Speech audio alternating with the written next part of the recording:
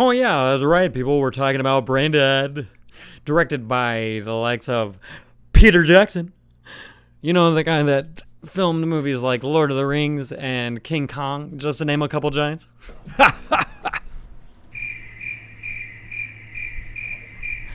No, but really, the guy was a real King Kong aficionado.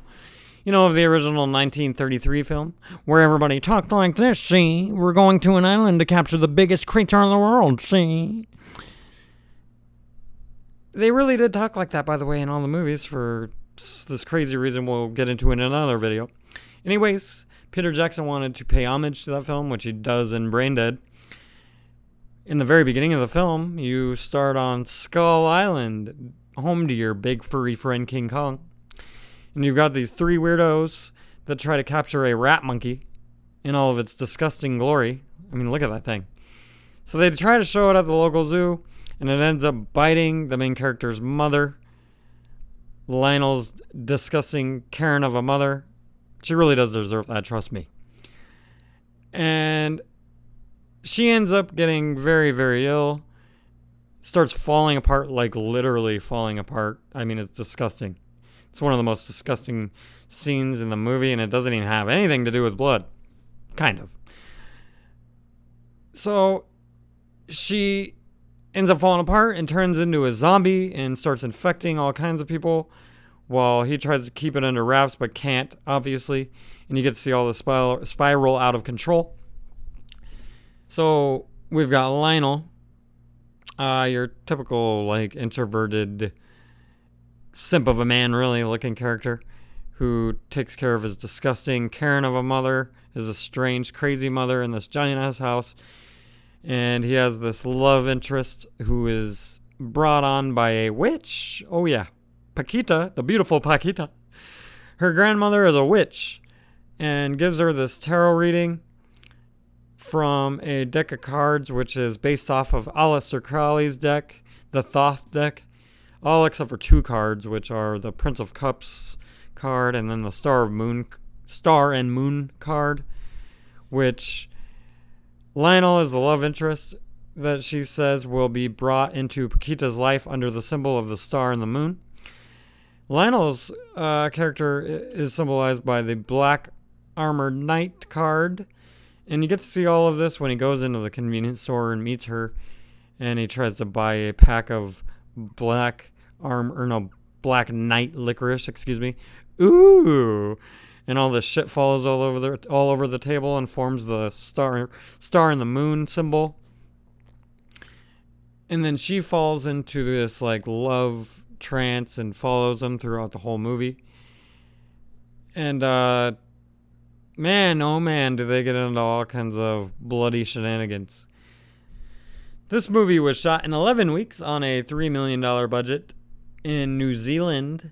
It came out in 1992 under the name Braindead, and then when they brought it to the good old US of A, they changed the name to Deadalive. I honestly don't like the name change, but what you gonna do?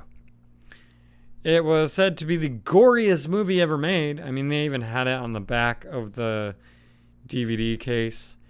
If you had it, you could take a look on it. Would say that on the back. And to give you a little picture of how much blood they use in this film, in the end scene where Lionel's disgusting Karen of a mother gets what she deserves in the bloodshot movie or film, in the bloodshot scene in the film, they used a whopping 79 gallons of blood. Can you imagine that? Well, if you can, imagine this. In that lawnmower scene where Lionel gets that lawnmower and he starts mowing down all of the zombies that wreak havoc at that giant house party that his uncle starts. They used 5 gallons per second in that scene, squirting out that much blood per second. Man, oh man. I don't know. I don't even know if I could imagine that. It'd be fun to do that scene, though. I would do that in a heartbeat. The BBFC, one of those like rating systems, thought that the blood and gore was so comedic that they wanted to rate it a 15. But they decided to go against it because they thought that the normies' expectations of what should be a 15. I mean, of course, right? Normies ruin everything. So they ended up rating it an 18 instead of a 15. Sorry, kiddos, you lose. But they thought it was really comedic, and I don't know if everybody felt that way, because if you rented this movie in Sweden, they give you complimentary barf bags, which is kind of weird and funny to me, because when you think Sweden, I think death metal and all the weird sacrifice stuff they do on stage. Yeah.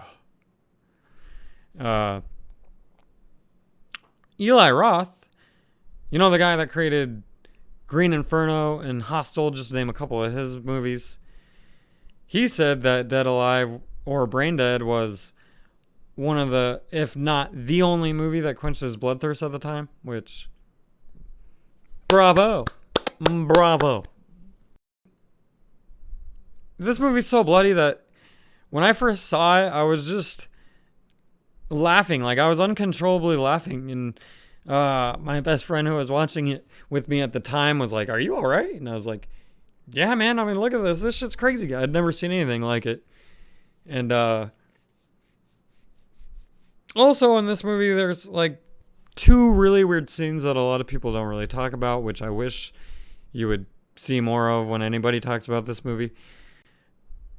So Lionel tries to keep all these zombies under control by going to a veterinary clinic and buying tranquilizers off this crazy German guy in the veterinary clinic.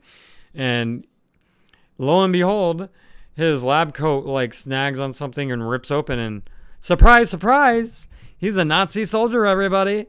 It's pretty crazy to see. And the other thing is that like there's this guy in the movie that talks about pedophiles 2 times, which is 2 different times, which is, I don't know, kind of weird given the current climate. I don't know, what do you guys think about this? I'm going to show both of those clips right now at the end of this, and hope you liked all of this. You should go see Braindead if you have not. It is great, great bloody slapstick fun. Like and subscribe if you have not already. I just started, and it would help me millions. So, yep, see you later.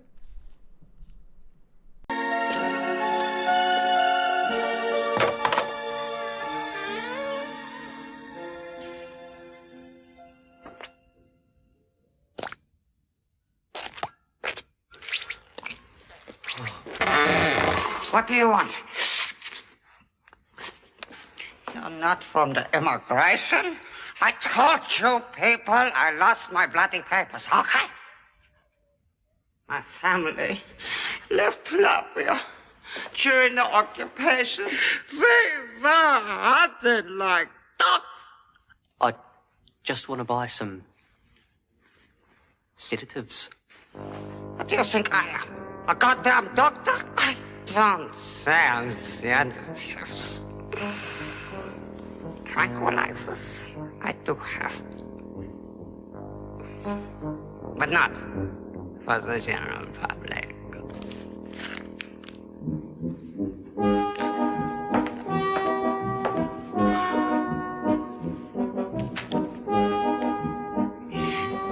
It's lucky for you, your Uncle Heinrich's a pretty good joker, huh?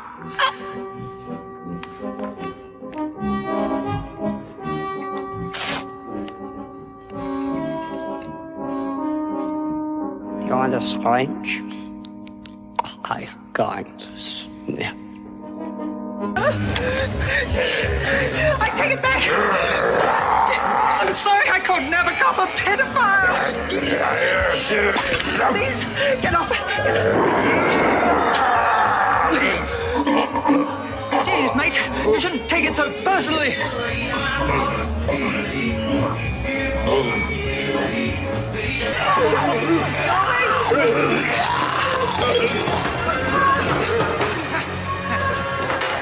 Some of my best friends are pedophiles.